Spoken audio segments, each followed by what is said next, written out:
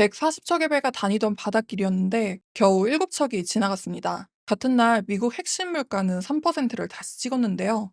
여러분이 들고 있는 주식, 채권, 달러 자산, 전부 이 숫자 사이에 놓여 있습니다. 이걸 모르면 반등장에서도 돈을 잃기 쉽겠죠? 여러분이 알고 가셔야 할 것들 나나의 시선에서 확인하세요. 오늘의 핵심 질문은 이거예요. 휴전해놓고 어째서 배는 안 다니고 물가는 왜 다시 올라갔을까요? 제가 어제 송유관이 피격됐다고 말씀드렸습니다. 오늘은 거기서 한 단계 더 나아간 숫자가 나온 건데요.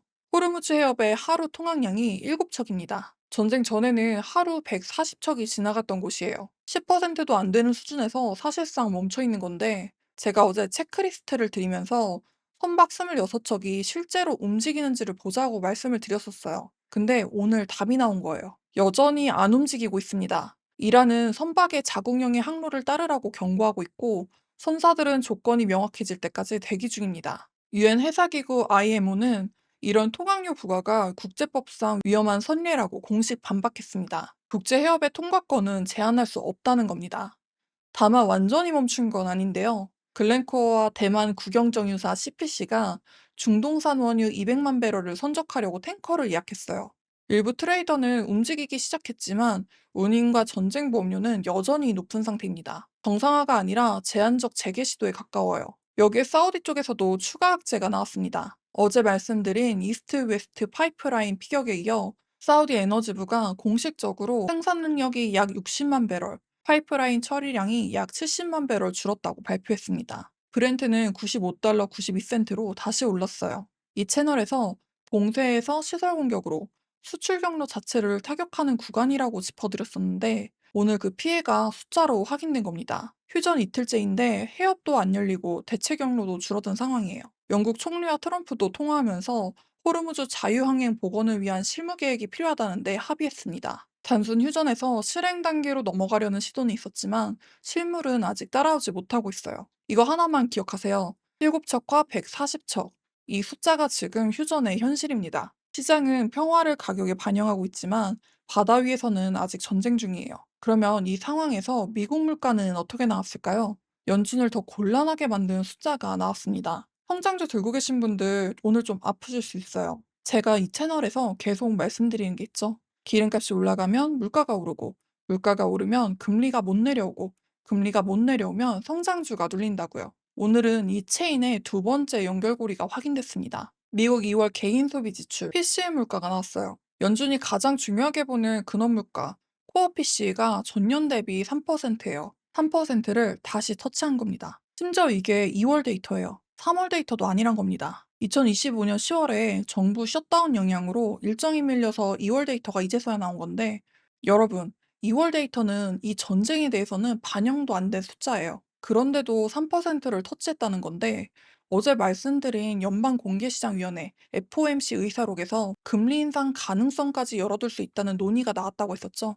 오늘 PCE가 그 우려를 뒷받침한 겁니다. 3월 유가급 등이 반영되면 다음 숫자는 어떻게 나올지 벌써부터 걱정이에요. 연준 입장에서는 금리를 내릴 명분이 계속 줄어드는 상황이잖아요. 여기에 미국 10년물 국채금리 전망도 올라갔는데요. 전문가들은 3개월, 6개월 모두 4.26% 부근을 예상하고 있습니다. 금리 인하의 방향이 안 보이면 주가가 올라갈 수 있는 자리도 그만큼 낮아집니다. 여기서 반론이 있을 수 있겠죠. 유가가 빠졌으니 물가도 곧 내려오지 않냐고요. 하지만 IMF 총재 게오르기 에바가 정확히 이 딜레마를 짚었습니다. 에너지 충격이 지속되면 긴축도 해야 할 수 있지만 성급한 인상은 성장을 해친다고 했어요. 즉, 금리를 올려야 할 수도 있는데 섣불리 올리면 경기가 꺾일 수도 있다는 거예요. 중앙은행들이 지금 올리지도 내리지도 못하는 상태에 끼어 있는 겁니다. 이런 상황에서 한국은 오늘 금리 결정을 어떻게 내렸을까요? 그리고 글로벌 충격은 얼마나 커지고 있을까요? 아시아에서 중앙은행 이야기가 3개 나왔는데 가장 충격적인 건 일본입니다. 이건 마지막에 자세히 보기로 하고요. 우선 한국부터 보겠습니다. 오늘 한국은행 금리 결정이 있었습니다.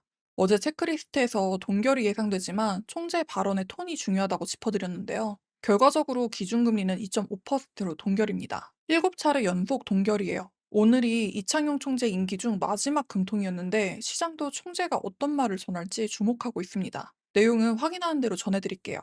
한국은 미국 연준과 똑같은 딜레마에 빠져 있는데 이건 한국만 이런 게 아닙니다. 싱가포르도 다음 주 월요일 통화정책 발표가 있는데 긴축이 예상되고 있어요. 에너지 수입 물가가 올라오면서 아시아 중앙은행들이 하나둘씩 성장보다 물가 잡는 게 먼저라는 쪽으로 기울고 있는 겁니다. 그리고 아까 말씀드린 일본도 봐야겠죠? 일본은 소비자 심리가 전달 대비 6.4포인트 하락했습니다. 2020년 이후 최대 낙폭이에요. 일본은행 총재 우에다는 실질 금리는 여전히 마이너스고 금융 여건은 완화적이라고 했지만 소비 심리가 이 정도로 꺾이면 4월 금리 인상에 더 가까워지고 있다는 신호입니다. 여기서 끝나지 않았죠. 사모신용 1조 8천억 달러 리스크도 여전히 살아있습니다. 금리가 높은 상태로 유지되면 이 시장에 스트레스가 오고 그게 주식시장까지 번질 수 있다는 걸 계속 말씀드리고 있는데요.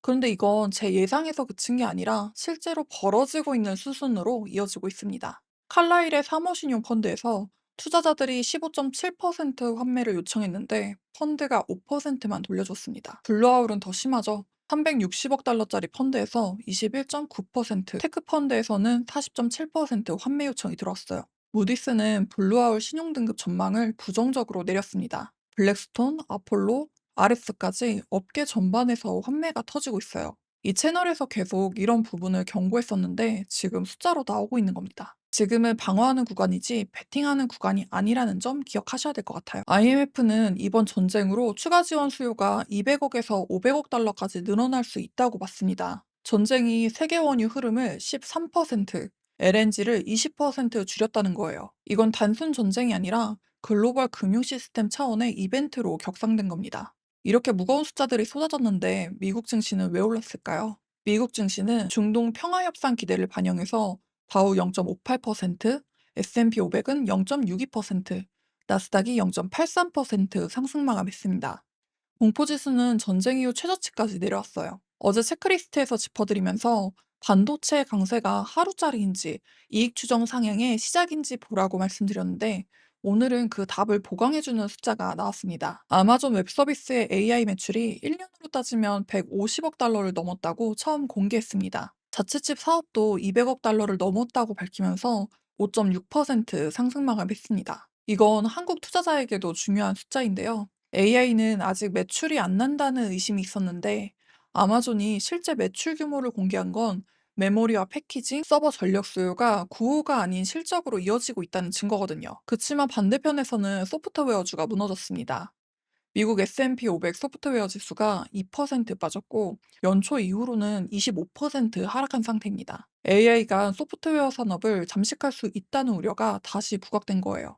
AI 안에서도 하드웨어는 올라가고 소프트웨어는 내려가는 완전히 다른 흐름이 벌어지고 있는 겁니다. 유럽은 더 선명했어요. 어제 스탁 600이 1년 만에 최대폭으로 올랐다가 오늘 하루 만에 다시 빠졌습니다. 그리고 재밌는 건 어제 급락했던 에너지주가 오늘은 오히려 2% 가까이 반등했고 대신 산업재와 은행, 기술주가 빠졌다는 거예요. 어제 섹터 교체가 하루 만에 다시 뒤집힌 겁니다. 시장이 이 휴전이 진짜 지속될 수 있는가를 다시 의심하기 시작한 겁니다. 이거 하나만 기억하세요. 미국은 AI와 평화기대로 지수가 올랐지만 유럽은 하루 만에 다시 경계 모드로 돌아갔어요. 같은 휴전을 놓고 대서양 양쪽에서 다른 해석을 하고 있습니다. 어느 쪽이 맞는지는 내일 이슬람마바드 협상 결과가 알려줄 겁니다. 이렇게 투자하는 분들이 알고 가야 할 데이터를 매일 정리해드리고 있습니다. 아직 구독 안 하신 분들은 지금이 좋은 타이밍이에요. 그럼 체크리스트 짚어드리겠습니다. 첫 번째, 이번 주말 이슬람마바드 협상 결과를 보세요. JD 벤스 부통령과 이란 의회의장 갈리바프가 직접 만나는 첫 대면 현장입니다. 양측이 오늘 이슬람마바드에 도착하고 본 협상은 내일 토요일 아침에 시작됩니다. 구체적 합의가 나오면 다음 주 시장이 달라질 수 있고 선언만 나오면 유럽처럼 다시 빠질 수 있겠죠. 두 번째, 호르무즈 통항량이 늘어나는지를 보세요. 어제 7척이었습니다. 이 숫자가 50척, 100척으로 올라가기 시작하면 유가가 본격적으로 내려올 수 있고 안 올라가면 물류 비용 부담이 계속됩니다. 세 번째, 사우디 생산복구 상황을 보세요. 생산 능력 60만 배럴, 파이프라인 70만 배럴이 줄었습니다. 복구 일정이 명확해지면 유가 안정에 도움이 되고 추가 공격이 나오면 브렌트는 다시 100달러를 넘길 수 있어요. 네 번째, 다음 주 월요일 싱가포르 통화정책 발표를 보세요. 싱가포르가 실제로 긴축하면 다른 아시아 수입국 중앙은행들도 물가 대응 압박이 커집니다. 한국은행도 금리를 내리기 더 어려워질 수 있어요. 다섯 번째, 다음 주 빅테크 실적 시즌에서 AI 투자 규모를 보세요. 아마존이 AI 매출 150억 달러를 처음 공개한 건 강한 신호입니다. 다른 빅테크도 AI 지출을 유지하거나 늘린다면 메모리와 서버 부품 수요가 계속 이어질 수 있어요. 오늘 핵심은 이거예요. 호르무즈는 하루 7척밖에 안 지나가고 사우디 공급은 더 줄었습니다. 미국 물가는 3%를 다시 찍었고 한국은 금리를 내릴 수 없는 상태예요. 그 와중에 아마존은 AI 매출 150달러를 증명했고 미국 증시는 올랐지만 유럽은 하루 만에 다시 빠졌습니다. 오늘 기억해야 할 숫자는 이겁니다. 7과 140. 이 간극이 좁혀질 때가 진짜 안도할 때입니다. 다음 주 빅테크 실적에서 제가 주목하는 숫자가 하나 있는데 그건 다음 영상에서 보여드리겠습니다. 오늘은 여기까지 시장을 살펴봤고요. 양질의 데이터를 제공해 드릴 수 있도록 구독, 좋아요, 알림 설정 부탁드릴게요. 여러분의 클릭이 저에게는 많은 힘이 됩니다. 내일도 꽉 찬 데이터로 찾아뵙겠습니다. 감사합니다.